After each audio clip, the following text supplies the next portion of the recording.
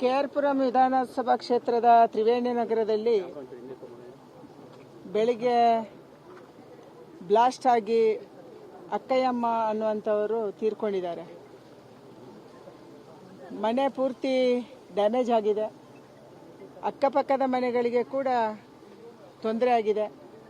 ಪಕ್ಕದ ಮನೆಯವರು ಕೂಡ ಇವತ್ತು ಆಸ್ಪತ್ರೆಗೆ ಅಡ್ಮಿಟ್ ಆಗಿದ್ದಾರೆ. ಅವರಿಗೂ ಸಮಸ್ಯೆ ಆಗಿದೆ. ಇಷ್ಟೊಂದು ದೊಡ್ಡ ಮನೆಗಳಲ್ಲಿ ಬಹಳ ಎತ್ತರದ ತನಕ ಗಾಜುಗಳು ಒಡೆದಿದ್ದಾವೆ. ಇಲ್ಲಿ ಪೊಲೀಸ್ ಅಧಿಕಾರಿಗಳು ಬಂದಿದ್ದಾರೆ, ಜನ ಬಂದಿದ್ದಾರೆ, ಫೈರ್ ಬ್ರಿಗೇಡ್ ಅವರು ಬಂದಿದ್ದಾರೆ. ನಾನು ಆಗ್ರಹ ಮಾಡೋದು ಒಂದೇ, ಇದು ಹೇಗೆ ಬ್ಲಾಸ್ಟ್ ಆಯಿತು, ಕಾರಣ ಏನು, ಇಷ್ಟೊಂದು ದೊಡ್ಡ ಪ್ರಮಾಣದಲ್ಲಿ ಅಕ್ಕಪಕ್ಕದ ಮನೆಗಳಿಗೆ ಎಫೆಕ್ಟ್ ಆಗೋದಕ್ಕೆ ಕೇವಲ ಗ್ಯಾಸಿಂದ ಸಾಧ್ಯನಾ? ಇದೆಲ್ಲವನ್ನು ಕೂಡ ಸಮಗ್ರವಾದಂಥ ಒಂದು ತನಿಖೆ ಮಾಡಬೇಕು.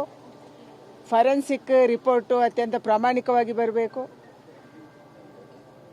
ಇಲ್ಲದೆ ಹೋದರೆ ಹಲವಾರು ಘಟನೆಗಳೇನು ರಾಜ್ಯದಲ್ಲಿ ಬೇರೆ ಬೇರೆ ಭಾಗದಲ್ಲಿ ನಡೀತಾ ಇದ್ದಾವೆ.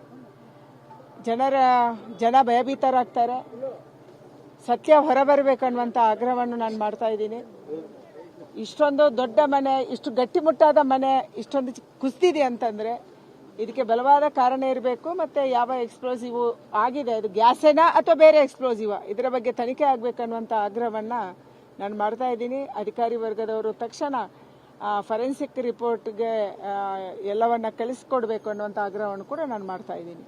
ಆಮೇಲೆ ಯಾರು ತೀರ್ಕೊಂಡಿದ್ದಾರೆ ಅವರಿಗೆ ಸರ್ಕಾರ ತಕ್ಷಣ ಪರಿಹಾರವನ್ನು ಕೊಡಬೇಕು.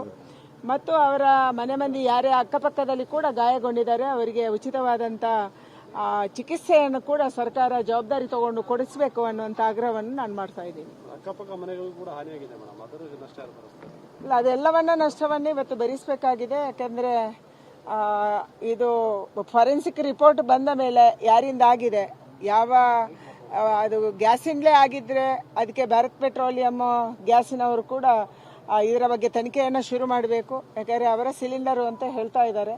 ಅದಕ್ಕಾಗಿ ಆ ಕಂಪನಿಯವರು ಕೂಡ ತನಿಖೆಯನ್ನು ಶುರು ಮಾಡಬೇಕು. ಅದಕ್ಕಿಂತ ಹೆಚ್ಚು ಇಷ್ಟೊಂದು ದೊಡ್ಡ ಪ್ರಮಾಣದ ಹಾನಿಯಾಗಿರೋದಕ್ಕೆ ಕಾರಣೀಕರ್ತರನ್ನ ಪತ್ತೆ ಮಾಡಬೇಕು. ಮತ್ತೆ ಅದರ ಬಗ್ಗೆ ಸಮಗ್ರವಾದಂಥ ತನಿಖೆ ಆಗಬೇಕು. ರಾಜ್ಯದಲ್ಲಿ ಇನ್ನೊಂದು ಉತ್ತರಾಧಿಕಾರಿ ಬಗ್ಗೆ ಚರ್ಚೆ ಆಗ್ತಿದೆ ಮೇಡಮ್. ನೀವು ಮಾತಾಡಿ.